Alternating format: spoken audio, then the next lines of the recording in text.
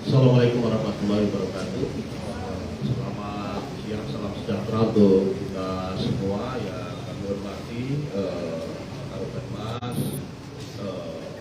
Bapak Ibu sekalian yang hadir di sini ya, dari Kemenkes, dari Kumham dan jajarannya.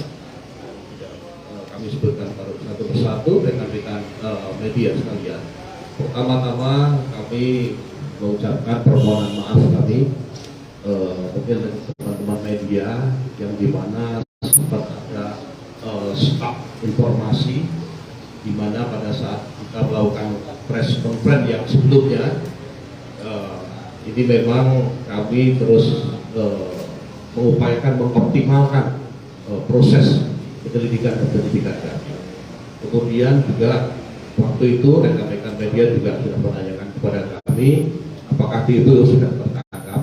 Ternyata 1 minggu yang lalu kita sudah melakukan penangkapan terhadap 2 DPO dan inilah kami saatnya hari ini akan menjelaskan karena waktu kemarin kami tidak bisa memberikan informasi karena informasi yang sebelumnya sudah diberikan. Perkembangan informasi kami perlu pendalaman. Kalau orangnya masih DPO tentunya ini kami tidak bisa menjelaskan secara detail. Tadi sudah dijelaskan oleh Bapak Karopenmas di mana laporan polisi dan secara makro. Dari proses investigasi yang kita lakukan yang cukup memakan waktu yang cukup lama, rekan-rekan juga mengikuti semua. Ya, berawal dari peristiwa tersebut yang gagal ginjal yang tadi disebutkan. Kami melakukan investigasi secara komprehensif, mulai dari keluarga pasien dibantu oleh pihak-pihak yang terkait lainnya berkolaborasi dengan BPOM, dengan Kementerian Kesehatan, ya. Bahkan kami melakukan komunikasi seluruh jajaran, ya. Di situ kita mengupayakan bagaimana caranya kita harus melakukan mengambil sampel-sampel dari keseluruhan. Kemudian dari secara teknis sudah disampaikan sampel-sampel tersebut dan sudah kita lakukan pengamanan dan kita melakukan proses penyidikan. Apa hasilnya? Jadi kami akan sampaikan rekan-rekan sekalian bahwa ada kita mengawali setelah dari keluarga korban, dari pasien yang sembuh, dari pasien yang dalam perawatan waktu itu kami memperoleh keterangan sehingga mengerucut kepada sirup obat ya paracetamol. Kemudian rekan-rekan sekalian dari sampel-sampel itu akhirnya kami melakukan proses investigasi yang sebetulnya bahan bakunya itu apa saja. Jadi ada bahan aktif, ada bahan tambahan. Dan dari situlah kami mengembangkan dari mana barang-barang tersebut. Jadi kami tidak akan menyampaikan secara detail tentang sampel-sampel ini batch berapa, A berapa dan segala macam. Yang jelas dari semua sampel yang kita duga adalah menjadi bahan obat yang dikonsumsi oleh pasien atau korban yang meninggal saat itu ya, adalah hasilnya melebihi ambang batas. Rekan-rekan media juga sudah mencatat saat itu. Jadi beberapa ini sudah kita lakukan uji coba. Alur distribusi yang kita lakukan pendalaman dari bahan baku tersebut, ya bahan-bahan baku menuju pada PT Afifarma, ya melalui distributor yang PBF. PBF ini pedagang besar farmasi, ada yang non PBF. Jadi pedagang besar farmasi ini adalah PT Tirta Buana Kemindo. Ya. Kemudian kita juga mendapatkan bahan baku juga yang dari yang non PBF. Jadi non PBF ini ya, seperti CV Anugrah Perdana Gemilang atau APG dan CV Samudra Chemical.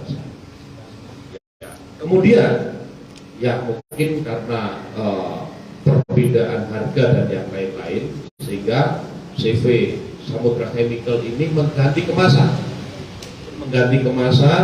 label dan isi dari bahan propylen glikol atau yang disingkat PG, dari cairan kimia industrial grade, ya, diubah seolah-olah menjadi pharmaceutical grade, ya, dengan merek Dow Chemical Pacific Thailand yang mengandung cemaran etilen glikol dan dietilen glikol yang melebihi ambang batas. Yang Dow tadi itu adalah label yang dipasang, bukan berarti bahan baku tersebut dari Dow. Jadi bukan berarti dari Dow, karena tulisannya Dow, ini adalah ada pemasangan label. Kemudian modus yang dilakukan oleh pihak-pihak terkait di CV Samudra Chemical adalah dengan membeli cairan yang harusnya pharmaceutical grade, ternyata membeli cairan industrial grade.